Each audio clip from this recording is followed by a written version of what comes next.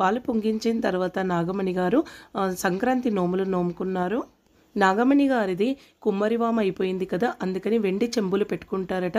వెండి చెంబులకు పసుపు రాసి పోగుదారం చుట్టి అందులో జీడిపండు, రేగిపండు, హరిబోటు, కొన్ని బియ్యము వేసి వాటిపైన గౌరమ్మను పెట్టి నోముకున్నారు. ఇంకా ముందు వచ్చేసి పసుపు, కుంకుమ, నానబియ్యం పెట్టుకున్నారు.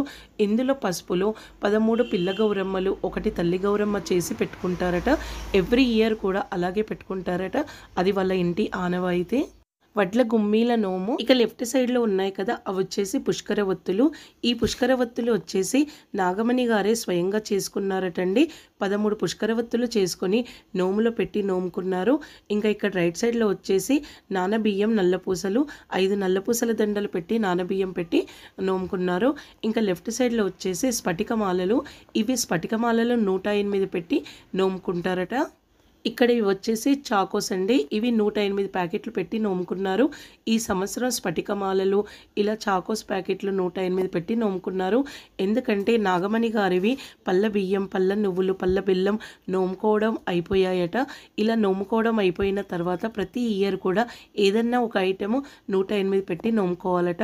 అందుకని తను ప్రతి ఇయర్ కూడా 108 వచ్చేటట్టు ఏవన్నా ఐటమ్స్ పెట్టి నోముకుంటారు. ఇక ఇవేమో 13 పల్లీలుండలు, 13 పుట్నాలుండలు పెట్టి గౌరమ్మను పెట్టి నోముకున్నారు. ఎందుకంటే బెల్లం, పళ్ళ నువ్వులు నోముకోవడం అయిపోయాయి కదా, అందుకని నువ్వుల గౌరమ్మ కానీ నువ్వుల ఉండలు కానీ నోముకోరట.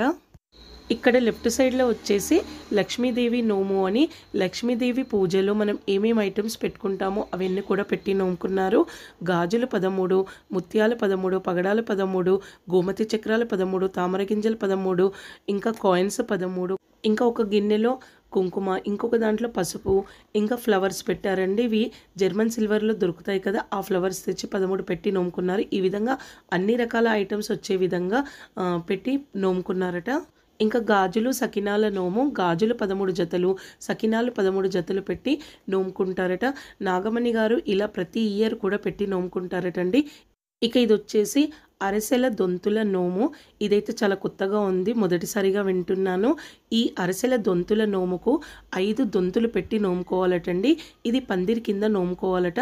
అందుకని ఈ విధంగా రథం పీట పెట్టి, రథం పీట పైన పందిరిలాగా ఆకులతో కప్పి అందులో పెట్టి నోముకున్నారు.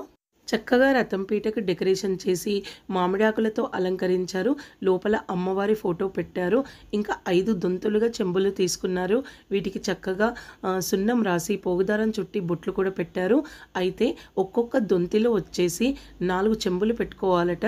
కింద చెంబులో వచ్చేసి 13 అరిసెలు, రెండవ చెంబులో వచ్చేసి 11 అరిసెలు, మూడవ చెంబులో వచ్చేసి 9 అరిసెలు, 4వ చెంబులో 5 అరిసెలు, ఇంకా వాటిపైన మూత పెట్టి ఈ విధంగా ఒక దొంతిని అరేంజ్ చేసుకోవాలి.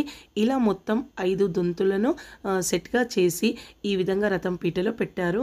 ఇలా 5 దొంతులు పెట్టి నోముకుంటాం కదా, మనం వాయనం ఇచ్చేటప్పుడు ఇలా 4 చెంబులు మూత కలిపి మొత్తం సెట్ వాయనంగా ఇవ్వాలట. తీసుకున్న వాళ్ళు మాత్రం తప్పకుండా ఈ నోము చేసుకోవాలట. అయితే నాగమణి గారు కూడా ఈ నోము తీసుకున్నారట. బుక్క భవాని గారే ఇచ్చారట. అందుకని నాగమణి గారు ఈ సంవత్సరం అరిసెల దొంతుల నోము చేసుకున్నారు. ఫ్రెండ్స్, మీలో ఎవరైనా ఇలా అరిసెల దొంతుల నోము చేసుకుని ఉంటే ఎలా చేసుకున్నారు అనేది కామెంట్ చేసి చెప్పండి ఫ్రెండ్స్. శ్రవంతి గారు రథసప్తమికి నోముకున్నారు. ఇలాగే అరిసెల దొంతులు అన్నీ పెట్టుకొని నోముకున్నారు. ఇంతకుముందు వివరించాను కదా, అదే పద్ధతిలో అన్నమాట. ఇక ఇదేమో గంగా దీపాల నోము అని పెట్టుకున్నారు. గిన్నెలు తీసుకొని అందులో నీళ్లు పోసి పైన దీపాలు పెట్టి ఈ విధంగా గంగా దీపాల నోము నోముకున్నారు. ఈ విధంగా వెదురు బుట్టలు తెచ్చుకొని అందులో వడ్లు పోసి నోముకున్నారు. ఇంకా లెఫ్ట్ సైడ్లో వచ్చేసి ఇది కూడా లక్ష్మీదేవి నోము, ఇంతకుముందు వివరించాను కదా, సేమ్ అవే పెట్టుకున్నారు. ఇక ముందుగా ప్లేట్లో వచ్చేసి జంధ్యాలు, ఇది జంధ్యాల నోము అని పెట్టుకున్నారు. ఇంకా నానబియ్యం, నల్లపూసలు.